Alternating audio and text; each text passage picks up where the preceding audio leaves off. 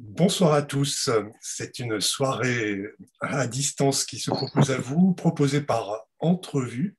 Nous avons le plaisir ce soir de recevoir une toute jeune revue. Donc, bienvenue à tous. Nous allons bientôt passer la parole. Je ne sais si tous vous connaissez Entrevue. Nous travaillons à la promotion des revues francophones culturelles vivantes autant que faire se peut à travers l'organisation du Salon de la Revue en automne à Paris. Bonsoir le chat. La publication de la Revue des revues et le dernier numéro est aujourd'hui dans les librairies. En fait, on a organisé tout ça juste pour faire de la publicité, avec un hommage notamment à Olivier Corpet, mais vous y trouverez aussi de la poésie. Ceci dit, Olivier, et la poésie, ce n'est pas contradictoire. Et donc, nous sommes heureux ce soir de recevoir une jeune revue qui n'a même pas un an, qui va tellement vite, elle est mensuelle, que je n'ai que 2 numéros sous la main.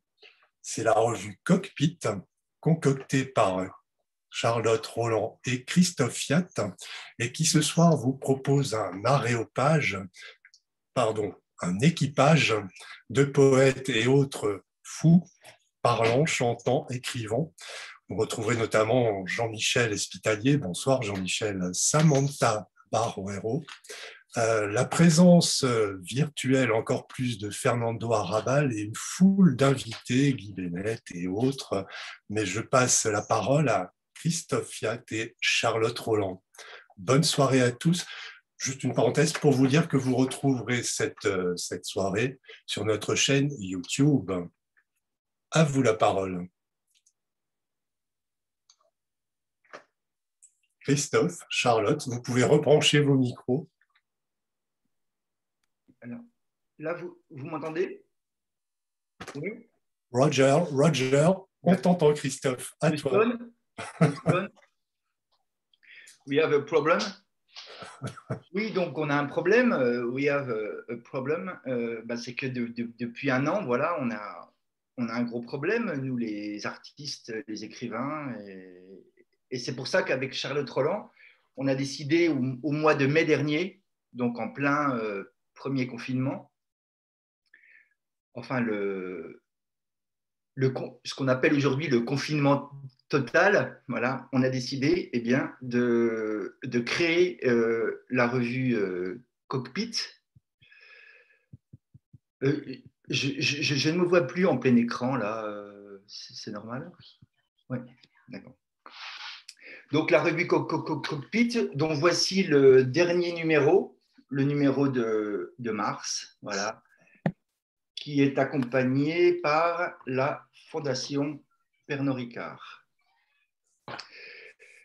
Donc, Cockpit, c'est une idée déjà que j'avais depuis quelques temps, depuis quelques années. Voilà. Et d'ailleurs, Jean-Michel, qui est présent ce soir et qui a participé à quelques numéros, Jean-Michel Hospitalier, d'ailleurs, je lui en avais parlé de Cockpit, hein, Jean-Michel. C'était quelque chose dont on s'était entretenu. Et le confinement aidant, eh bien, on s'est dit avec Charlotte Roland, voilà, il faut qu'on capte l'ambiance de ce qui est en train de se passer, il faut qu'on sorte de la sidération et il faut qu'on embarque des invités ES et EES dans un équipage. Voilà.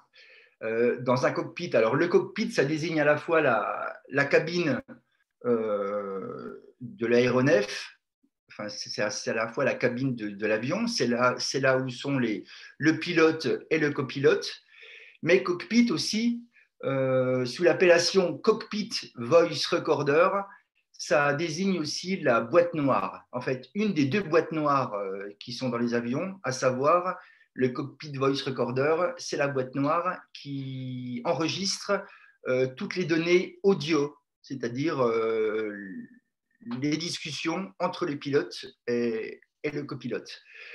Voilà, donc ça nous intéressait de faire une revue à la fois qui soit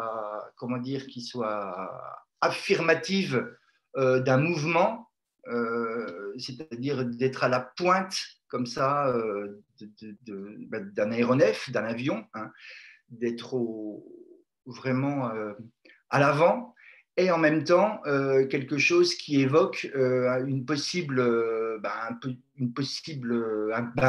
crash, parce qu'après tout, le cockpit voice recorder n'est utile qu'en cas d'accident. Voilà. Ensuite, la caractéristique de cette revue, comme tu l'as bien dit, Yannick, en fait, c'est d'être un mensuel. Voilà, c'était important pour nous de faire une revue mensuelle, c'est-à-dire de faire une revue de création qui avait un rythme soutenu. Voilà. D'où la forme d'ailleurs. Hein. Ça ressemble plus à un document, à un fascicule, qu'à une revue luxueuse, comme certaines, mais qui sont trimestrielles ou annuelles. Voilà. Il y a l'idée que c'est une revue de crise, alors de crise sanitaire, bien entendu, on est encore dedans, hélas, mais surtout une revue de crise politique, de crise économique. Voilà, une revue, c'est ce que me disait un jour un ami, une revue aussi peut-être de sniper. Voilà. C'est-à-dire, on voulait pouvoir dégainer vite. Et heureusement pour nous, eh bien, plein d'artistes, plein de poètes, plein d'écrivains, des philosophes parfois, eh bien, ont accepté de nous suivre, voilà, de manière régulière pour certains, avec des feuilletons. Jean-Michel Espitalier, par exemple, en a fait un sur le rock. Anne-James Chaton est en train d'en faire un, aussi de feuilleton, mais aussi avec des séries. Voilà, des séries. C'est le cas du duo d'artistes Hippolyte Engen. D'ailleurs, Lina et Gaël sont invités aussi ce soir.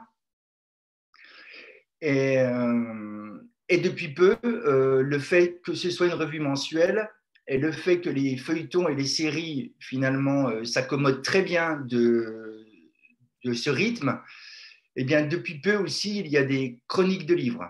Voilà. Alors, des livres, des livres qui peuvent à la fois relever de la poésie, du roman et de l'essai aussi, et aussi des livres d'art. Voilà, après, c'est une revue qui est faite, c'est comme ça qu'on la présentait, c'est-à-dire que c'est vraiment une revue faite en mode do it yourself, voilà, c'est-à-dire une revue dont le graphisme est très très épuré, et ainsi ça nous permet de mettre vraiment en valeur les écritures et les œuvres plastiques. Voilà, ça c'était important pour nous, Charlotte Roland et moi, de pouvoir vraiment offrir quasiment de manière très très littérale en fait des cartes blanches aux artistes et aux auteurs et aux écrivains, et aussi aux dramaturges, parce qu'on a aussi invité et on invite aussi régulièrement des écrivains de théâtre d'offrir une carte blanche, c'est-à-dire eh bien, à la fois un espace de liberté par rapport à leurs travaux, en cours ou pas, et une carte blanche au sens littéral du terme, parce qu'effectivement, c'est une revue avec un cadre noir. Chaque page, voilà, chaque page, comme vous le voyez, voilà, est blanche avec un cadre noir et un hashtag dont nous gardons le mystère. Hashtag, je veux que ma poésie puisse être lue par une jeune fille de 14 ans. Alors, pour la petite histoire, sachez que ce hashtag qu'on mentionne sur les réseaux sociaux, sur Instagram, on a mis 2 ou 3 mois pour le faire accepter. parce que les robots, voilà, l'identifiaient comme un hashtag louche. Voilà. Et ça nous conforte dans l'idée qu'il faut vraiment, qu'il y a encore beaucoup d'actions à mener pour faire entendre nos écritures et nos œuvres. Voilà. Donc, ce hashtag, en fait, c'est une citation de Lautréamont qui a été cutée, qu'on a emprunté, qu'on lui a volé, et qui est à la fin des Chants de Maldoror dans le chapitre poésie. Voilà. Voilà, ben écoutez, je laisse peut-être. Alors oui, alors concernant nos invités de ce soir, donc effectivement sont annoncés Jean-Michel Espitalier, Samantha Baroero, et aussi Fernando Arrabal, mais en guest, nous avons donc en guest surprise. Donc, il y a, comme je vous l'ai dit, le duo Hippolyte Engen, qui sont quasiment de tous les numéros de Cockpit depuis le numéro 2. Donc, c'est un duo d'artistes. Et Antoine Dufeu va nous rejoindre. Voilà, donc Antoine est arrivé, c'est ce qu'on me dit. Et Fernando Arrabal, donc j'en ai parlé. Et Gaël Hippolyte, qui est à Rome, nous a dit tout à l'heure qu'Anne-Jeanne Chaton, qui n'est pas très loin d'elle, va peut-être nous rejoindre aussi en cours de session. Voilà, donc maintenant, je laisse la parole à Charlotte Roland.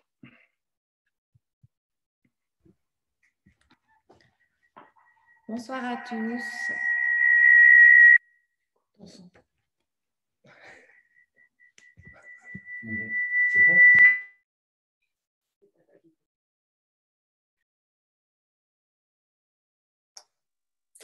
Houston, nous avons un problème. Voilà, excusez-moi, petit problème technique, mais c'est réparé. Bonsoir à tous, merci d'être avec nous. Christophe a bien résumé notre projet et ce qu'on fait avec la revue Cockpit. Moi, je voulais juste appuyer sur deux choses qui me semblent très importantes. C'est que la revue est une revue dont on a des écrivains, on a des plasticiens, on a des poètes, on a des dramaturges et on a aussi la chance que chaque mois, un artiste, on va dire plus plastique au sens large du terme, nous offre un poster. Donc, on a et cet artiste, en fait, à chaque fois, on va dire, se plie à la seule condition de notre revue, sachant qu'aujourd'hui, c'est une revue qui, chaque mois, en fait, on donne une carte blanche, comme Christophe l'a dit. Donc, on n'impose rien à nos invités, sauf le noir et blanc. Et donc, je sais que pour les artistes plastiques, c'était un peu pour nous un défi, que chaque personne accepte cette seule contrainte. Et au fil du temps, on est très fiers de voir que chaque participant se prête au jeu facilement et avec plaisir. Donc, comme Gaëlle et Lina sont présentes, je vais vous montrer rapidement leur poster qui faisait partie du numéro 2 de Cockpit. J'espère que vous le voyez un petit peu. Voilà. Vous pouvez le voir sur notre site internet qui est maintenant en ligne, qui est sorti donc pour le début d'année, où vous pouvez retrouver tous les posters, où vous pouvez contacter. Et c'était un vrai défi parce que je peux prendre l'exemple d'un autre poster et comme Samantha est là, j'en profite. On a Antoine Dagata qui, pour le numéro du mois d'octobre, voilà. Antoine Dagata pour le mois d'octobre, qui faisait une exposition virus donc à la Fondation Braunston, qui travaillait, on va dire en couleur, vraiment, vu qu'il travaillait à partir de caméras thermiques, nous a fait le plaisir de nous faire quand même, malgré tout, un poster en noir et blanc. Et donc, voilà, on est assez ravis que chaque mois, un artiste partage avec nous et nous offre cette œuvre d'art un petit peu qui est un simple A4, mais qui à chaque fois est un peu un cadeau en plus qu'on a dans la revue.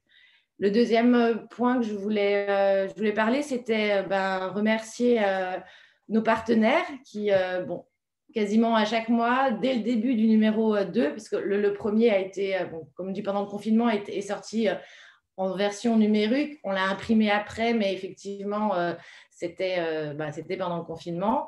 Et dès le numéro 2, on a eu l'enseigne des Houdins qui nous a suivis et nous a aidés.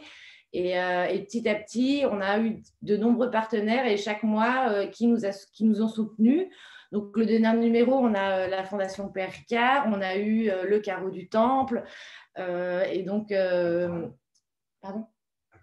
On a eu le festival actoral et voilà, de nombreux partenaires. Alors, pas forcément à tous les numéros, mais le MACVAL nous a également aidés. Ce qui n'est pas forcément évident parce que, voilà, on est, comment dire, on est une revue qu'on fait nous-mêmes, qui est assez simple, mais malgré tout, que ce soit l'impression, que ce soit les envois, c'est toujours quand même quelque chose dont on est très heureux et très reconnaissant. À ça, en plus, dans tous ces lieux, alors pas en ce moment malheureusement, et j'espère qu'à la Fondation Pierre Ricard, on pourra le faire prochainement, on a essayé d'associer un événement, que ce soit une présentation de la revue et que ce soit aussi des lectures comme on a fait au Carreau du Temple avec certains invités.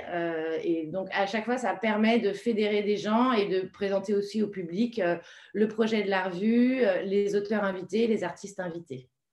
Voilà, je crois que c'était un peu les deux points dont je voulais parler qui me touchent particulièrement.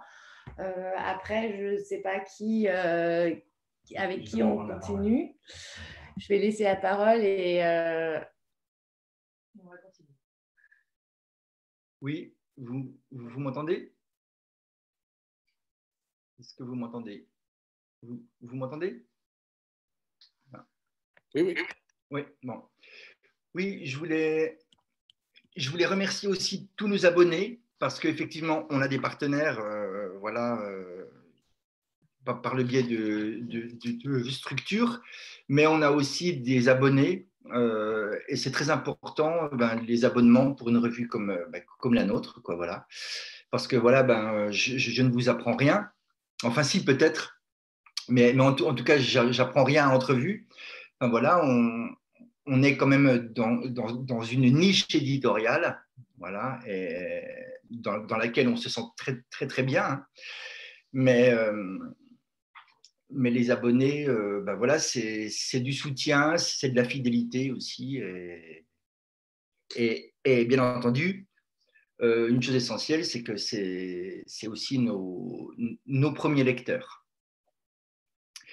Voilà, alors peut-être que je vais peut-être laisser la parole à Jean-Michel. Alors, pour une bonne raison, Jean-Michel, c'est que tu étais dans la confidence du projet Cockpit bien avant que la revue se fasse. Hein. Je me souviens peut-être un de nos derniers vers avant avant l'effondrement. On était à côté de chez toi au Pause Café. Voilà, on était chez toi au Pause Café. Et puis voilà, et on a parlé pendant un moment de. Ça fait sourire Guy parce que c'est là qu'on se voit aussi. Comment? L'ancien quartier général. Et donc voilà, ce qui est intéressant, Jean-Michel, voilà, moi c'est un peu le point de départ que je te propose voilà, avant que tu prennes la parole. Ce qui est intéressant, c'est que Jean-Michel Espitalier, dans la revue, voilà, il a à la fois collaboré avec un texte unitaire, c'est-à-dire un poème qu'il a publié sur un numéro, mais aussi il a collaboré sur un feuilleton qu'on a pu suivre et qu'on a pu accompagner sur au moins 5-6 numéros et qui s'est terminé, je crois, en janvier dernier, c'est ça? Ouais, je crois que c'était… Attends, c'est bon? Oui, je crois que le dernier texte publié, c'était le mois dernier, oui, janvier. Voilà. Et donc ça, c'est un texte en cours de de travail, d'écriture. Alors, en fait, c'est une commande, c'est un vieux projet, c'est une commande de Pocket, enfin du 10-18 devenu Pocket, qui m'a demandé un essai très libre sur le rock, au sens large. Hein. J'ai publié chez eux un livre sur la célébrité, de la célébrité, qui est un livre très graphique. Enfin, il y a des aphorismes, des pensées, mais il y a aussi beaucoup d'installations graphiques. Et donc, ils voulaient un livre un peu dans le même esprit, formel en tout cas. Et il se trouve qu'il sera plus écrit que de la célébrité. Mais bon, moi, c'était aussi une façon de rencontrer de manière active en fait ma vieille passion pour le rock. Alors, le rock au sens très large. Hein. Ça va j'aime pas trop le rock des origines, mais ça va de la pop 60s jusqu'au post-punk, l'électropop, et voilà, tout un tas de choses, l'école de Canterbury, tout ça. Et donc, bon, moi, c'est un projet qui me tient à cœur parce qu'effectivement, j'ai des choses à dire dans mon expérience personnelle, dans mon expérience d'abord de batteur, parce que j'ai fait beaucoup de rock, je fais encore un peu de rock en tant que batteur, et puis surtout de quelqu'un qui nourrit, enfin, qui a été nourri de ça. Donc voilà, donc j'ai commencé ce livre, je devais le rendre en 2017, donc j'ai un peu de retard. mais là, ça y est, enfin, il est quasiment fini. Et c'est vrai qu'à un moment, c'est important de le publier un peu en feuilleton, ce que m'a très gentiment et très judicieusement proposé Christophe, ce qu'il m'a proposé. Parce que je trouve alors, ce n'est pas une pré-publication. Enfin, pour moi, je ne le vois pas comme ça. Je le vois comme un premier effet d'avoir un lectorat, c'est-à-dire, en tout cas, de rentrer dans un espace public. Publier, finalement, c'est rendre public quelque chose. Parce que du coup, on rentre dans un processus de contraintes, mais de contraintes positives. C'est-à-dire que quand Christophe me disait il me faut 6000 signes pour le 30 janvier, il fallait que je repense le bout de texte que j'avais décidé de publier, que je le repense dans une dimension donnée et que je le retravaille en fait justement dans un laps de temps donné. Donc ça crée des espèces de résistance en fait qui, moi, ça a transformé mon livre aussi, parce que, bien sûr, publier des petits bouts par-ci, par-là, on retravaille des pièces détachées, c'est un terme que j'aime bien, vous savez. Mais voilà, donc c'était vraiment, vraiment bien pour moi d'enfin me mettre ce texte à la lumière, en quelque sorte, dans la cité. Et en plus, la périodicité mensuelle, ça va quand même très vite. Même si les textes étaient pour la plupart écrits, bon, je les ai vraiment réécrits pour la revue. Il faut les retailler, hein, les choses, il faut les retailler comme un bout de bois. Un bout de bois qui est destiné à une forêt, il ne rentre pas dans une caisse. Donc, il faut retailler pour que ça rentre dans la caisse. La caisse, c'est cockpit, hein, je suis désolé. Mais voilà, donc c'est très utile. Enfin, moi, très égoïstement, en tant qu'écrivain, c'est très utile, je trouve, le passage par une revue. Et puis, tu le sais, Christophe, enfin, certains de vous le savent, j'ai une affection particulière pour les revues parce que j'ai beaucoup publié en revue. Puis, il se trouve que j'en ai animé une qui s'appelait Java. Donc, je connais aussi cette tension, cette attente, cette périodicité, cette passion aussi. Il y a quelque chose de très… Enfin, moi c'est vrai que j'étais 1000 fois plus excité que de boucler un numéro de Java. Enfin, c'est pas la même excitation que de finir un livre, c'est pas les mêmes. Voilà, parce qu'un livre, c'est un peu un objet. Voilà, une revue, c'est un collectif, c'est-à-dire que c'est une bande de potes, enfin de gens qu'on connaît plus ou moins, et on se retrouve sur la place publique ensemble pour faire quelque chose. Et ça, j'aimais bien, avec des cohabitations qui ne sont pas toujours des cohabitations heureuses. Il y a des choses qui s'emboîtent bien, il y a des choses qui sont un peu en conflit, et c'est ça qui est génial. Moi, je sais que dans Java, on essayait, quand on composait le numéro, de mettre des textes entre eux, enfin de faire jouer des textes qui n'étaient pas faits pour être ensemble. Quoi. Et c'est en fait comme de la grammaire. Quoi. Quand on écrit, si on veut inventer une phrase qui a un timbre particulier, le sien, c'est-à-dire créer son style, en fait, il faut aussi jouer, il faut faire bugger la grammaire. Il faut qu'il y ait des c'est la fameuse rencontre, tu citais tout à l'heure Lautréamont, c'est la fameuse rencontre du parapluie et de la machine à coudre. Quoi. Des choses qui, a priori, n'étaient pas faites pour être ensemble. Et justement, une revue, on peut faire jouer les textes les uns contre les autres, un peu dans un mouvement soit d'idylle, soit un jeu d'auto-tamponneuse, un peu en quelque sorte. Quoi. Voilà, donc ça, c'était un peu ma réflexion sur le geste du revuiste, en quelque sorte. et aussi du geste de l'auteur qui rentre dans une revue. Oui, et d'ailleurs, quand j'ai commencé à faire des chroniques littéraires dans la revue, enfin des critiques de livres, je me suis posé la question de comment chroniquer les livres des auteurs qui publiaient dans Cockpit et qui m'intéressaient. Et ça s'est trouvé posé voilà, que concernant Jean-Michel pour la première fois, concernant ton livre Centripique, qui est paru aux éditions de l'Attente. D'ailleurs, je crois bien que la Dream Team de l'Attente est là, je crois. Ouais. Voilà, Françoise Valérie et Franck. Salut. Voilà. Et puis, je me suis dit, de toute façon, que soyons punk jusqu'au bout, allons-y. Et un auteur qui publie dans un numéro de Cockpit peut avoir le livre qui vient de sortir chroniqué dans le même numéro. Voilà. C'est-à-dire, ça me fait plaisir aussi d'avoir cette liberté-là, voilà, en sachant que tu n'avais pas été au courant de la chronique. Je crois que Franck, à qui j'ai demandé un service de presse, voilà, n'en a rien dit du tout. C'est bien, Franck, merci. Enfin, non pas que ce soit un cadeau, mais c'est bien aussi que les choses se fassent sans qu'on le sache. Voilà. Non, mais tu sais, Christophe, enfin, je vais pas monopoliser la parole, mais je pense que la revue, enfin, moi, c'est comme ça que je l'ai vécu et c'est comme ça que je continue de le vivre avec toi, enfin, avec Cockpit, c'est qu'il y a aussi une dimension on n'en parle pas souvent de cette dimension-là, mais il y a aussi une dimension affective. Alors, moi, ce soir, je suis ravi de revoir Guy, on est des vieux potes, des vieux compères, on s'est beaucoup vus à Los Angeles et à Paris.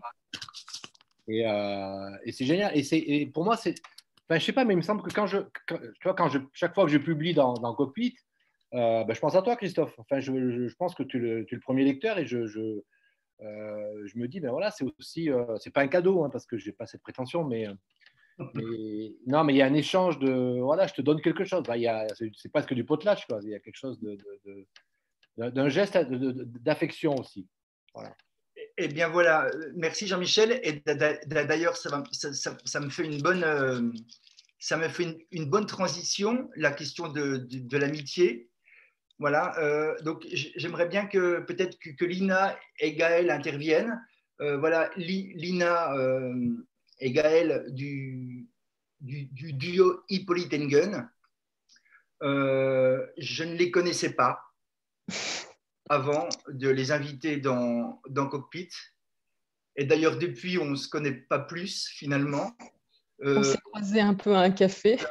C'est-à-dire, Lina, on a dû se voir 1 minute, je crois. Et Gaël, par contre, si, quand même, on a dû passer 1h30 à prendre un verre ensemble avec Charlotte avant que tu partes à Rome.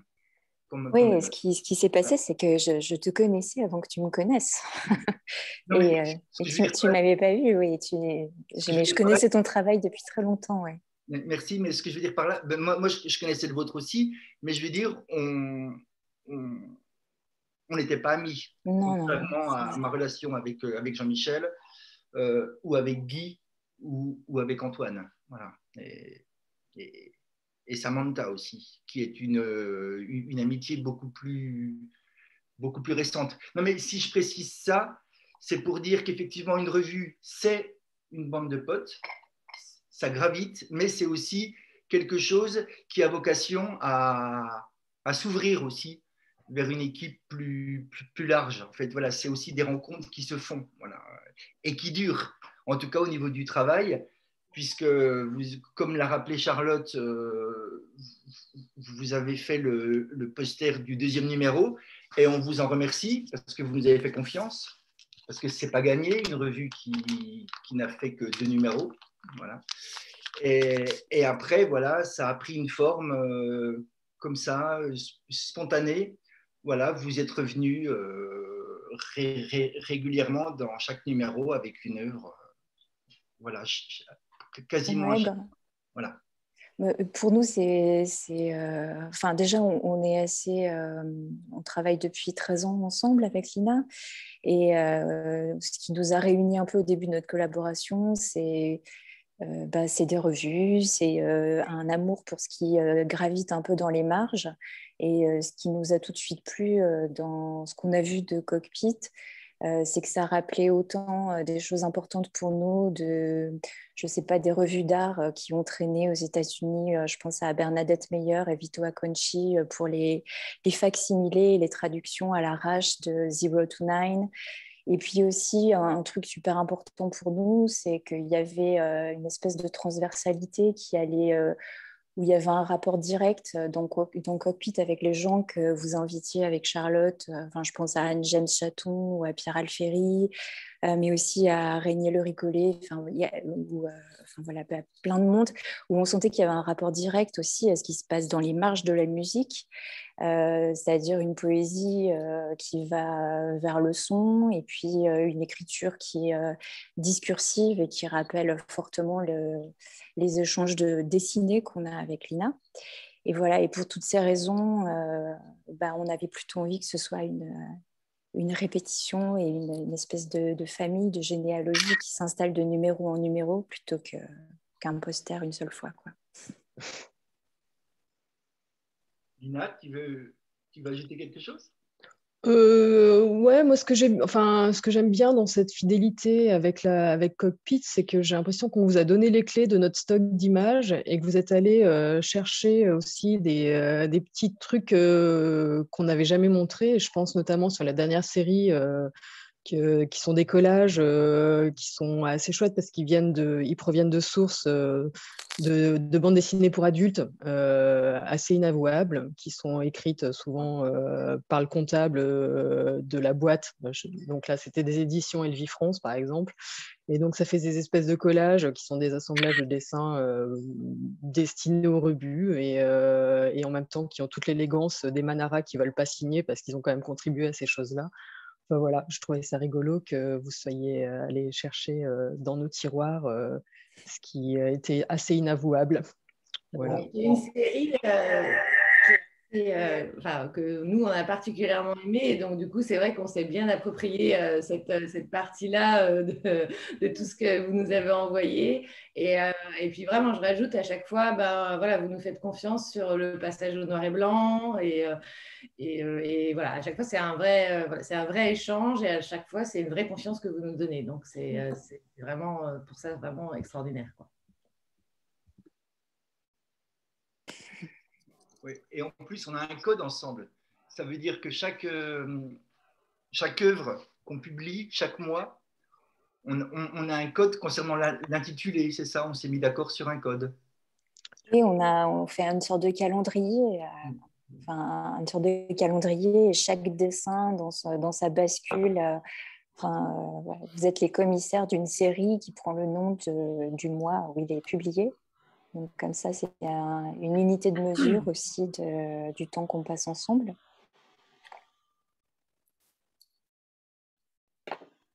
Allô? Ouais. Ouais, j'ai fini.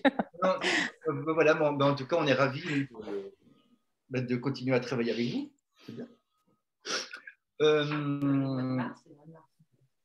Comment? Et donc, eh bien, tiens, à qui je pense maintenant? Tiens, peut-être à Antoine. Alors, Antoine, tu es là? Antoine Dufeu? Oui, je suis là, bonsoir à toutes et à tous. Ouais. Lina et Gaël, merci. Hein. Merci beaucoup. Ouais, ouais. Antoine, oui, alors, si je pense à toi, c'est parce qu'on avait commencé une série, Autocudi, et puis elle s'est arrêtée assez vite, et puis là, tu es reparti sur un nouveau projet. Donc voilà, on est quand même dans une certaine liberté aussi avec nos invités aussi, selon leurs envies aussi, non? Tu vois pas ça comme ça, si? Comment tu vois les choses? Ouais, tout à fait. Et puis c'est vrai que moi j'ai parfois un peu tendance à m'éparpiller. Donc c'est vrai que vous m'avez donné la possibilité aussi de montrer plusieurs choses depuis le début. Donc ça, moi j'aime bien.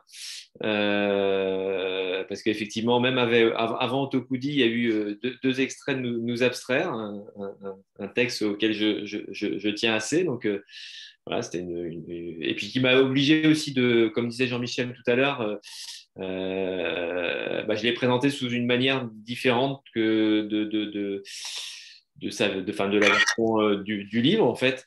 Et donc ça, c'était intéressant aussi de s'interroger sur la manière de le remodeler un petit peu pour Cockpit. Puis après, il y a eu ces autocoudis. Bon, là, j'ai un peu arrêté, mais pendant 1 an et demi, j'ai écrit beaucoup de très courts poèmes autour de l'automobile. Donc, c'est un truc un peu. Enfin, bon, l'automobile, ça m'est pas complètement étranger. Enfin, maintenant un peu plus, mais je connais bien et je me suis lancé là-dedans et je me demandais bien qui allait pouvoir publier ce genre de choses et vous l'avez fait, vous avez pioché là-dedans. Donc ça, c'était chouette. Et puis la dernière chose que vous avez publiée, effectivement, c'est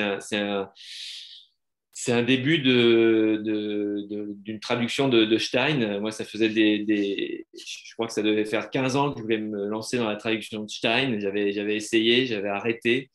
Et puis je m'y suis mis cet été. J'ai continué. Et puis là aussi, le fait de publier une première fois un extrait, ça m'a obligé, parce que pour l'instant, je traduis. Je traduis comment un peu façon de parler un peu au kilomètre. Donc là, ça m'a obligé quand même à reprendre le texte. Voilà, comme si c'était, enfin voilà, parce qu'il s'agissait de publier. Et donc oui, ce que j'aime bien pouvoir publier des choses un peu différentes, même si il y a des petites séries, on pourrait dire. Il y a eu des petites séries. Et puis c'est vrai que la revue, moi aussi, c'est quelque chose que j'aime bien. Hein. J'ai fait une revue qui s'appelait Mire il y a longtemps, donc c'était pas le même type de revue, mais à laquelle tu avais contribué d'ailleurs, Christophe. Après, maintenant, je fais. C'est ça. C'est Comment luxueuse comparé à Cockpit. Oui. On pouvait la balancer quoi, sur quelque chose ou sur quelqu'un. C'est un pavé. Ouais. Mission Impossible, c'était un pavé aussi, en quelque sorte.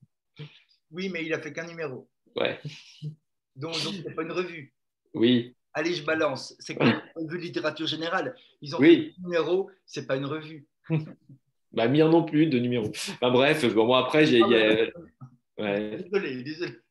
Bon, je fais RIP maintenant avec Frank Smith, donc j'ai fait un journal aussi, donc oui, moi j'aime bien aussi le fait de faire des revues, quoi, d'inviter, de dialoguer, tout ça, donc ça me plaît bien. Et puis même nous, enfin, on parle souvent aussi de ce qu'on fait, donc ça aussi c'est agréable de pouvoir continuer cette discussion à travers une revue aussi.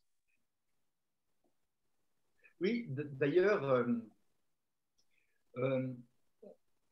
on est une toute petite équipe avec Charlotte Roland. C'est-à-dire qu'on n'est même pas une équipe, on n'est que deux. Donc, il n'y a pas d'équipe éditoriale, enfin, il n'y a pas de comité éditorial comme on s'y attend. Enfin, voilà. Enfin, je prends le cas, par exemple, de la revue Java. Jean-Michel, vous étiez 3. Il y avait toi, Jacques Sivan et Vanina Maestri. Voilà, pareil, donc, ce qui fait que, comme on n'est que 2, j'ai envie de dire que, bizarrement, on pourrait penser que ça enferme, que ça paralyse, et bien au contraire, en fait, ça nous permet, je pense, pour l'instant, j'espère que ça va durer, ça nous permet d'être très, très, très, très, très, très à l'écoute, en fait, des propositions de nos invités. C'est-à-dire une écoute qui va au-delà aussi de leur contribution. Voilà. Et d'ailleurs, on en a pour preuve, par exemple, avec Samantha Baroero. Antoine, tu vas ajouter quelque chose? Non, je voulais juste dire que moi, ce qui m'impressionne aussi dans ce que vous faites, c'est que vous maintenez le rythme, quoi. Et mensuel en plus. Enfin, je veux dire, c'est énorme. C'est beaucoup, quoi. Enfin, moi, je trouve ça assez impressionnant. Enfin, je suis impressionné. Voilà, c'est juste ce que je voulais rajouter. Chaque mois, j'ai ma petite montée d'adrénaline que Charlotte, d'ailleurs, arrive à faire redescendre assez vite quand même. où tout à coup, je me rends compte que j'ai le sentiment qu'on ne va pas y arriver, quoi. Ouais, et d'ailleurs, on est toujours en retard. Ça, par contre, Sur les envois, en fait. on est toujours en retard sur les envois. Aucun de vous, par exemple, n'a encore reçu son exemplaire papier, son édition papier du mois de mars. Voilà. Mais ça arrive. Voilà. Mais merci Antoine, merci beaucoup. Et donc, oui, alors voilà, Samantha, par exemple, voilà, c'est le cas typique d'une invitée qui a participé à la revue à la fois en solo, voilà, seul comme auteur, et puis en duo aussi avec Laurent Friquet, mais aussi sur une collaboration un peu plus périphérique, mais pour nous qui a été essentielle, puisque c'est grâce à elle qu'on a pu rencontrer Antoine D'Agata en septembre dernier, et c'est grâce à Samantha Barreiro bien que tu veux que j'intervienne? On a eu un poster donc d'Antoine D'Agata. Voilà.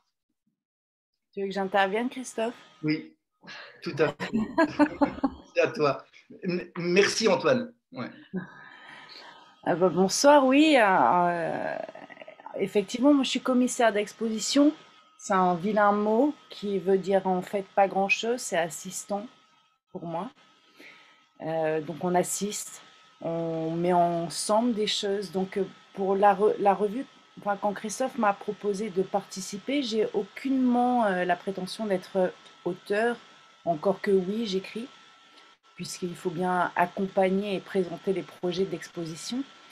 Et donc c'était assez logique finalement. Et Cockpit, c'est ça aussi, c'est la possibilité d'écrire, de présenter des choses, oui, périphériques, je ne sais pas, c'est peut-être, il n'y a pas de milieu, il y a ce qu'on fait. Et donc voilà, donc il y a des mots, mais il y a aussi l'espace d'une revue. J'ai pris la revue comme une exposition, comme une mise en page. Et donc des collaborations se font. Moi, je collabore, je ne suis pas artiste. Donc j'amène aussi à Cockpit ces collaborations et je pense que Christophe, Charlotte, à chaque fois répondent à cette envie de présenter des gens de l'intérieur sur 2 pages, une page, un carré, du blanc et du noir, on s'adapte. Oui, tu nous as fait connaître Pierre Denant aussi.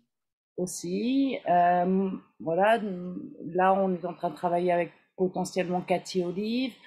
Ouais, enfin, voilà pour moi ce que c'est la revue. Nina et Gaël en ont parlé. Effectivement, ça renvoie, de toute façon, on est toujours, l'écrit est un support essentiel pour nous qui réfléchissons dans un espace. Et on prend la parole et Cockpit est une prise de parole aussi par rapport à des espaces donnés. Voilà, c'est assez simple. C'est un process. Merci. Ouais. Merci beaucoup. Et d'ailleurs, pour continuer dans cet esprit de constellation, elle a Guy Bennett, Guy, mon cher Guy, qui est en direct de Los Angeles. Tu m'entends, Guy? Oui, je t'entends bien. Alors, Guy pareil, est quelqu'un de très, très précieux pour Cockpit, outre son talent de poète. Donc, on a commencé moi, j'ai invité Guy à écrire dans la revue. Et aussitôt, Guy voilà, nous a fait connaître Chanel King et Angelina Sahen, des poétesses américaines, qu'on a publié grâce à lui en bilingue. Voilà, parce que la revue, c'est aussi Cockpit, c'est aussi une revue bilingue. D'ailleurs, j'ouvre une parenthèse. On a aussi publié des poètes de langue espagnole comme José Eugenio Sanchez, et comme les musiciens aussi, le grand musicien El Bassi. On a aussi publié Lelo Voce, qui a été traduit par Léa Lepilouer, Rodrigo Garcia aussi, voilà, et là, et dans le prochain numéro, eh bien, on publie un poème aussi de l'artiste et poète Jamie Durham, voilà, qu'on a connu grâce à Pascal Boss, et dont Guy vient de faire la traduction aussi. Enfin, voilà. Et à toi, Guy. Alors, si Jean-Michel est... je parasite si Jean-Michel est batteur, toi, tu es Baptiste. Je l'étais. Oui, dans une vie antérieure. Pour moi, c'est un grand plaisir d'être là, de te revoir, Christophe, ainsi que Jean-Michel, Françoise et Franck, bien sûr, même Slifa, et puis de vous rencontrer, vous autres, que je vois pour la première fois. Moi, j'étais très, très agréablement surpris de recevoir ton mail il y a quelques mois, Christophe, annonçant la naissance de Cockpit et contenant une invitation à t'envoyer des poèmes, ce que j'ai fait, et cela plusieurs fois même. Mais comme tu dis,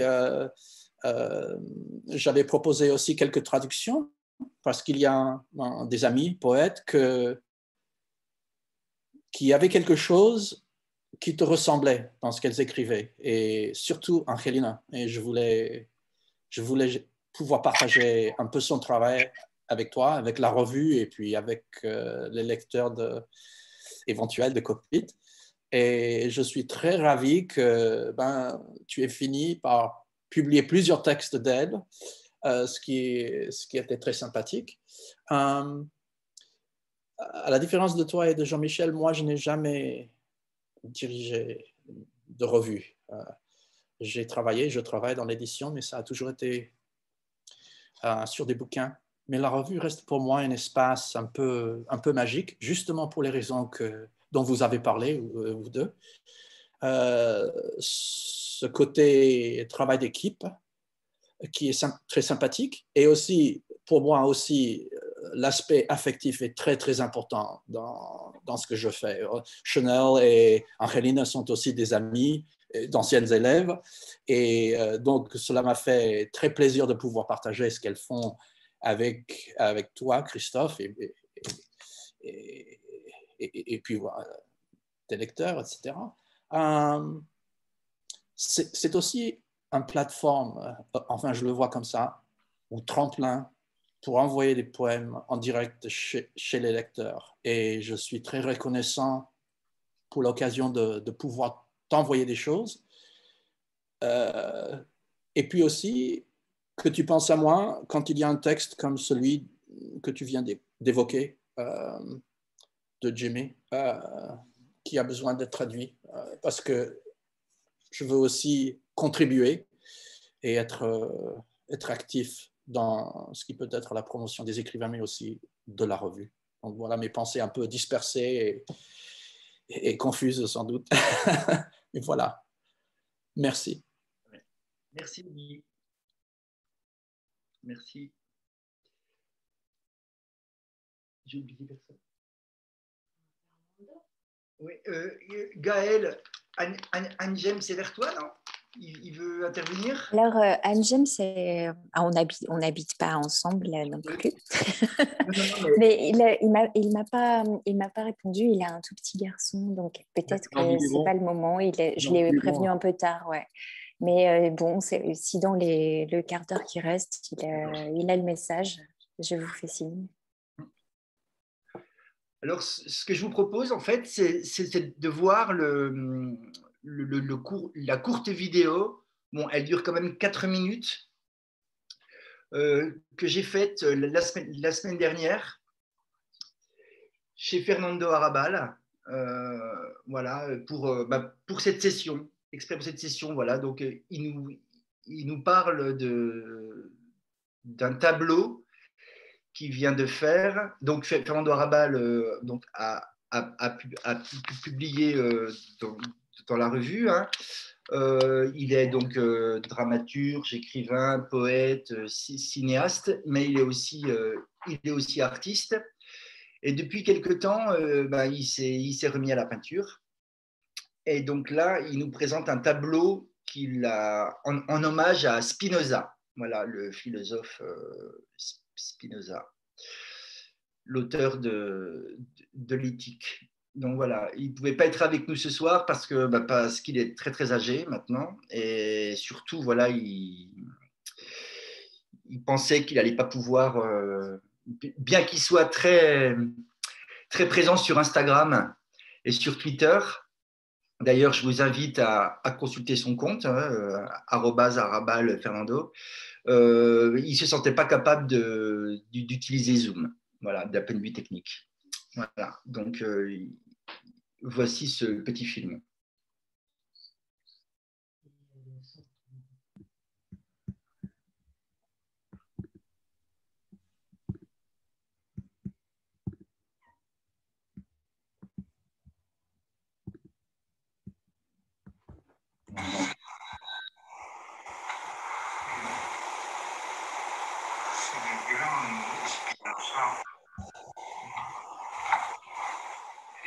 Spinoza, c'est unique.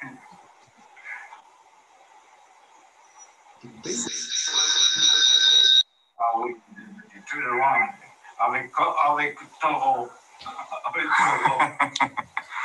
Parce que vous me disiez aussi que vous aimiez bien Wittgenstein une fois. Wittgenstein, c'est le troisième. Wittgenstein, c'est le troisième. Et donc, qu'est-ce qu'on voit sur ce tableau, Fernando? C'est-à-dire, il ne parle jamais de Dieu, mais il parle de Déo. C'est-à-dire, Déo, c'est la nature. Et j'imagine que lui se trouve à Amsterdam avec une sorte de boutique des affaires de son père. Voilà. C'est Miguel de Spinoza. Miguel de Spinoza, c'est le nom du père. Et à ce moment-là, la communauté juive d'origine espagnole, mais qui était expulsée d'Espagne et donc était à Lisbonne, ces communautés a échappé, a été à Amsterdam. Et à Amsterdam, cette communauté est devenue, pour la première fois dans l'histoire de l'humanité, est devenue une communauté comme les autres. Elle est acceptée complètement. Donc, la communauté voulait se comporter très bien comme il faut. Donc, à un moment donné, on a parlé d'excommunion de Spinoza. Il n'a jamais eu d'excommunion. Ce qui s'est passé, c'est qu'à un moment donné, la communauté, pour montrer à la police et au gouvernement de la couronne hollandaise, de montrer qu'ils étaient très bien. Donc, ils ont cherché un jeune homme qui était Spinoza et qui avait des doutes sur l'existence de Dieu. Donc, ils l'ont condamné. Mais en réalité, il s'en foutait un peu de cette condamnation. Ce n'était pas une excommunion, comme on a prétendu. Surtout que Miguel de Spinoza était en train d'organiser une chose qu'il a fait. Il a été en Angleterre pour essayer que la communauté juive puisse être acceptée de la même manière pour Cromwell. Cromwell, c'était le moment de la République anglaise et ça a été sur le point de se faire. Donc, il fallait absolument que la condamnation de Spinoza soit très bénéfique pour la cause d'une possible communauté libre. Mais immédiatement, lui a dit écrire un texte de défense. Ce texte de défense, on va le retrouver heureusement dans éthique, et puisqu'il n'a fait que des livres dans sa vie. Mais cet homme-là, il faut lire ses lettres. Les lettres, on dirait les lettres du collège de pataphysique. Les lettres qu'il écrit sont très, on dirait, du collège de pataphysique. C'est-à-dire, ils sont comme Thierry Foul, qui était le contraire de ce qu'on imagine du collège de pataphysique. Voilà.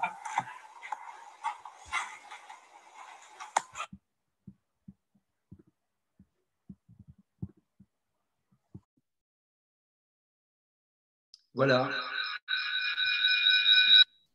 Donc, Fernando Arrabal chez lui, dans le 17e arrondissement. Et je ne sais pas si vous avez remarqué, mais à gauche, à droite, en bas de l'image, il y avait un portrait de Jim Morrison, voilà, qu'il a bien connu, et avec qui il s'est retrouvé un jour au Mexique, en 1968, je crois. Voilà. Voilà. Donc là, il est 20h. Est-ce que parmi nos invités, est-ce que Jean-Michel Espitalier, Antoine Dufeu, Guy Bennett, Samantha Baruero,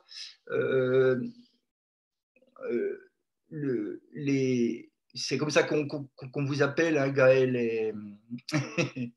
et Lina, on dit les Hippolytengen. Voilà, on dit bon, alors qu'est-ce qu'on va publier ce mois-ci des Hippolytengen? T'en es où avec les Hippolytengen et tout, voilà.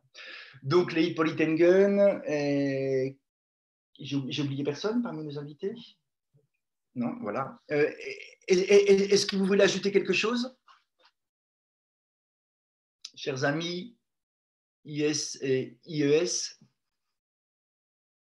Vous remarquerez que je suis très politiquement correct. Salut Valentina. Juste un mot pour dire merci. Wow. Merci. Et gros bisous à toutes les chéries et chéris que j'aperçois. C'est une joie. Hugo, Yannick, peut-être que est-ce qu'il y a des questions parmi le public, parmi vous tous et vous toutes qui… Moi, j'ai une question, moi. Oui, Jean-Michel? Une revue, ça démarre, mais ça s'arrête quand? Mais c'est au dernier numéro. Non, mais en fait… Je reconnais là, Guy. Non, je veux dire, est-ce qu'il y a un projet de… Oui. Il y a quelque chose d'éphémère ou c'est… On arrête en mai. Voilà. Ah bon? Fais ce qu'il te plaît. Non, mais non. Non, moi, ce que j'aimerais, justement, j'ai une pensée pour Liliane Giraudon ce soir. Voilà, Jean-Jacques Vitton vient de vient de partir, hein, il vient de mourir. Et d'ailleurs, c'est un de mes regrets de rédac chef, d'ailleurs. Voilà, on publie Liliane depuis 2 numéros maintenant. Voilà, et on va publier bientôt un dessin d'elle. Et je m'étais dit, voilà, après, on va publier Jean-Jacques. Voilà, et peut-être qu'on publiera Jean-Jacques, d'ailleurs, mais à titre posthume cette fois. Voilà. Et donc, oui, donc je pense à Liliane Giraudon et à Jean-Jacques Vitton qui ont légué, je ne sais pas si on peut appeler ça comme ça, en tout cas qui ont donné, qui ont laissé la revue IF à Hubert Collat et à son équipe. Voilà, et je trouve que c'est très beau comme acte, comme action, à savoir, voilà qu'une revue, tout à coup, eh bien, continue avec son titre, avec son concept peut-être, mais avec une toute autre équipe éditoriale. Voilà. Donc, IF, créé par Jean-Jacques Vuitton et Liliane Giraudon, et depuis quelques années, voilà, revue dirigée par Hubert Collat à Marseille, à Montevideo. Voilà, je pense que moi j'aimerais bien un jour que Cockpit, alors je ne sais pas si Charlotte est d'accord avec moi, mais voilà, j'aimerais bien qu'un jour que Cockpit soit repris par d'autres, ou peut-être que Charlotte même la reprenne avec d'autres, je ne sais pas. C'est un appel en fait à éventuellement des repreneurs dans quelques temps. Après, on n'a pas donné de timing, on n'a pas. Voilà, là, on est parti. On a plusieurs numéros déjà de fait de toute façon, donc en fait, on n'est pas prêt de s'arrêter. Et donc je reprends quand même, et pas prêt de céder avec un C, voilà, parce qu'on avait écrit session avec un C et non pas un S. Donc, pour une revue de littérature, c'est le seul truc que j'ai trouvé pour excuser notre faute de frappe, en disant mais session avec un C parce qu'on ne cède pas. Voilà. Donc, ça a expliqué ça. Donc, non, pour l'instant, Jean-Michel, pour répondre à ta question, on n'a pas de fin en perspective.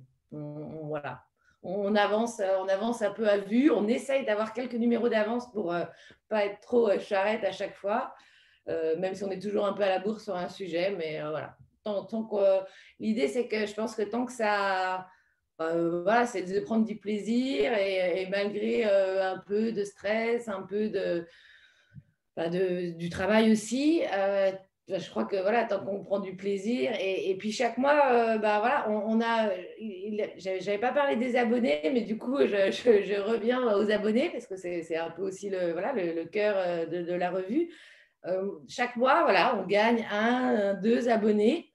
On fait des abonnements annuels, donc les abonnés qui viennent de s'abonner, ils prennent un abonnement d'1 an. Donc, il faut quand même qu'on tienne encore 1 an, en fait, du coup.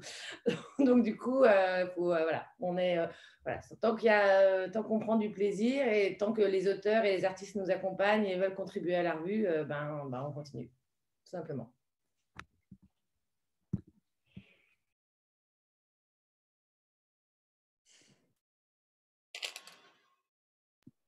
Voilà.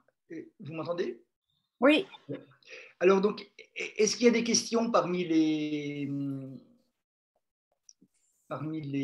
personnes qui ont suivi cette session et qui ont raté donc le discours du Premier ministre?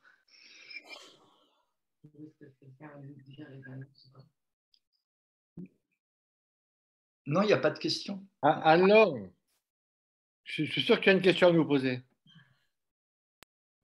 Non, ce n'est pas la question, cher ami. En plus, je suis arrivée en retard. Salut.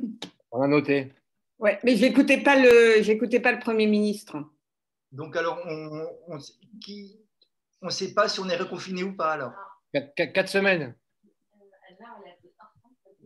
4 semaines. Oui. Anne-Laure? Alors, excusez-moi, mais juste comme la soirée est enregistrée, peut-être que si on veut discuter du confinement, c'est en off. À ce moment-là, on clôt l'enregistrement et on peut continuer à bavarder de manière conviviale. Et à ce moment-là, il faudrait qu'Yannick fasse un clap de fin sérieux, directorial, entrevusien, je ne sais pas comment on dit. Mais... que je vais faire, non pas volontiers, mais en vous remerciant tous, avec peut-être un regret, c'est de ne pas avoir entendu vos mots, les mots écrits, mais c'est un peu comme les chanteurs qu'on invite à table en disant « vous allez bien nous chanter une petite chanson », donc j'aurais tendance à dire « restons-en là », mais simplement en conservant cette soirée précieusement, parce que j'aurais presque envie de faire un appel du pied à Jean-Michel, par exemple, mais à tous aussi, sur les raisons de faire une revue. je crois qu'on tient là une heure d'anthologie pour toutes les bonnes raisons, ce qui pourrait décourager, mais qui est toujours repris par l'amitié, par le besoin, par la vie qui va, malgré ses contraintes, les malheurs et surtout les bonheurs. Et je dois dire que cette soirée est un bonheur. Donc, merci à tous. Nous ne faisons pas de pause à entrevue en raison de confinement ou de lointaines vacances. J'aimerais beaucoup. Nous allons simplement déménager pour où nous ne savons pas. Ça y est, je stresse. Alors, restons en contact par les revues notamment. Je suis heureux de savoir qu'elle va se prolonger, ne serait-ce que pour les abonnés. Ça, c'est une belle élégance. Donc, vous retrouverez bientôt donc, cette soirée sur notre chaîne YouTube. Et oui, et à bientôt et portez-vous bien. Au revoir.